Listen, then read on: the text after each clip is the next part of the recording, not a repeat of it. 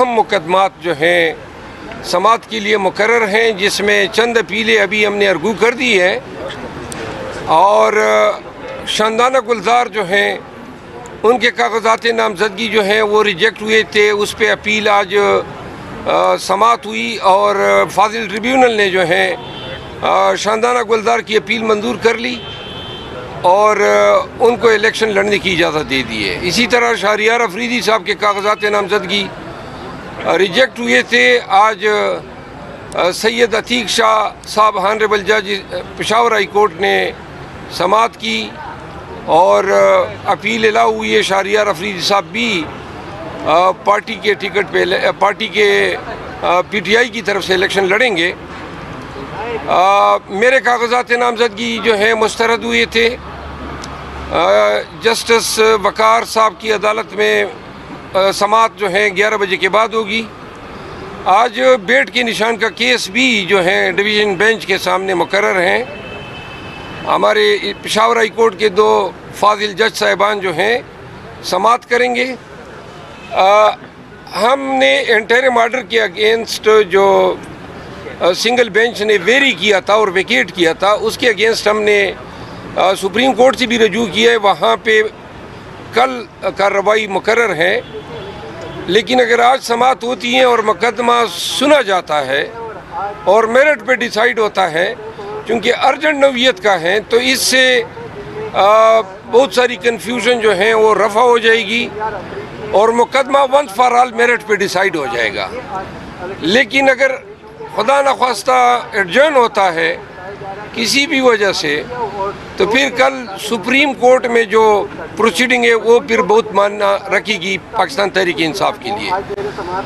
آج ہمیں یقین ہے کہ جو مقدمہ بیٹ کے حوالے سے ڈویژن بینچ کے سامنے ہے، وہ چونکہ ہمارا کیس انتہائی ارگویبل، انتہائی اسٹرانگ کیس ہے، اور ہمیں یقین ہے کہ آج اگر سماعت ہوتی ہیں تو ہمیں پاکستان تحریک انصاف کو بیٹ کا نشان واپس ملے گا۔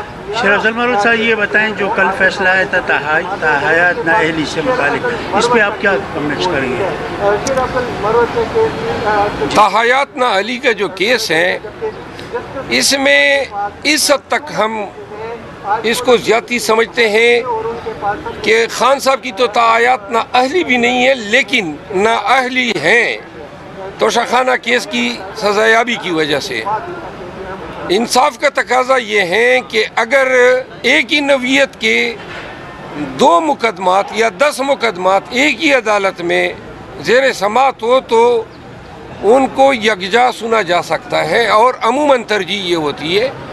نواز شریف کو جلدی میں ریلیف دیا گیا اور خان صاحب کا مقدمہ ابھی تک مقرر نہیں ہوا ہے۔ آپ نے چیف جسٹس آف پاکستان پر عدم اعتماد کی پارٹی پالیسی آپ کے بیان کے اگینسٹ، اس پہ کیا؟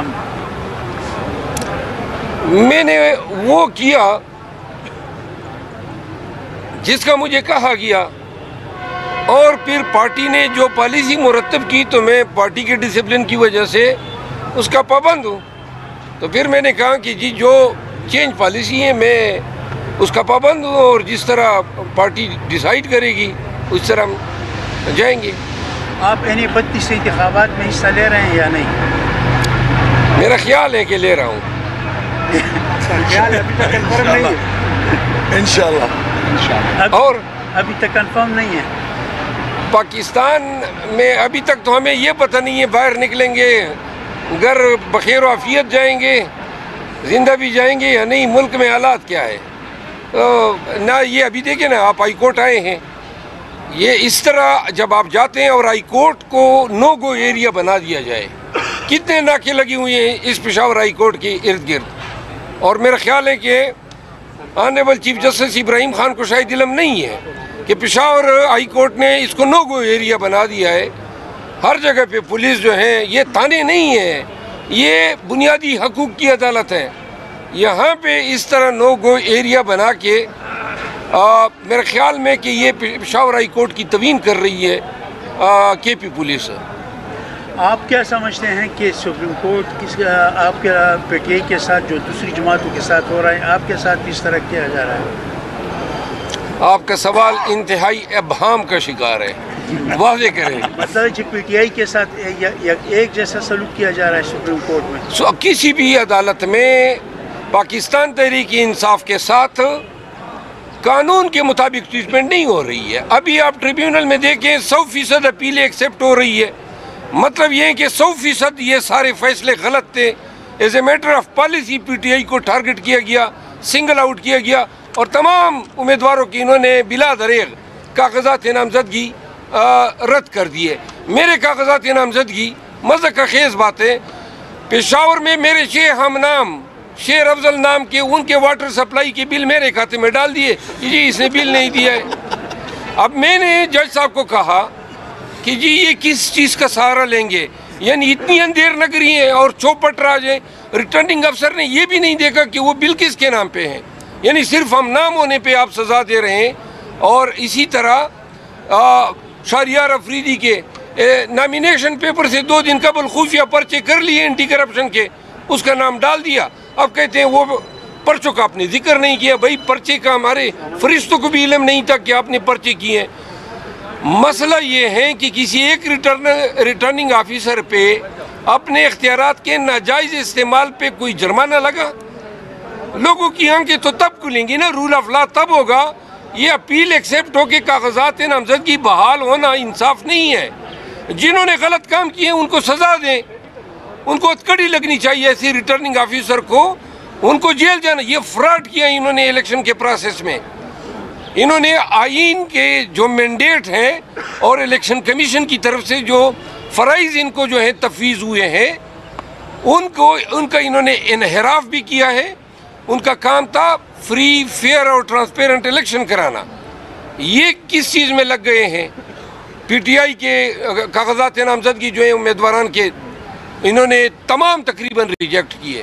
تو لہٰذا 2 ریٹرننگ آفیسر کو بھی اگر سزا ہو جاتی, کوئی جرمانہ لگ جاتا, آگے ابھی اور کام ہونے ہیں. انہوں نے ابھی پولنگ سکیم کے ساتھ مذاق کرنا ہے, انہوں نے ابھی ڈیوٹیوں کے ساتھ ایک ہیوک پلے کرنا ہے, انہوں نے ابھی اور ڈرامے کرنے ہیں. اگر ان کو لگام نہ ڈالی گئی ریٹرننگ آفیسر کو, ہائی کورٹ نے اور ٹریبیونل نے ان پہ چیک نہیں رکھا, تو انہوں نے آگے 8 فروری تک بڑے بڑے ڈرامے کرنے ہیں. تو لہٰذا اس کا واحد علاج یہ تھا کہ ان پہ جرمانے عائد ہوتے. انہوں نے ان کے تمام آرڈرز جو ہیں ہائی کورٹس نے اڑا دیے. اور بھائی ایسے آرڈر کیوں کیے آپ نے؟ اور صرف آرڈر اڑانے سے ہماری دادرسی نہیں ہوتی ہے. لوگوں نے وکلاء انگیج کیے ہیں, کوئی ہنگو سے آ رہا ہے, کوئی دیر سے آ رہا ہے, کوئی چترال سے آ رہا ہے. خام میں آپ نے لوگوں کو تکلیف میں مبتلا کیا.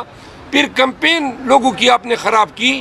وہاں علاقوں میں یہ خبریں پھیلا دی کہ جی فلاں تو نااہل ہو گئے, جبکہ نااہل آپ کی غلط بدنیتی پر مبنی احکامات کی وجہ سے ہوئے.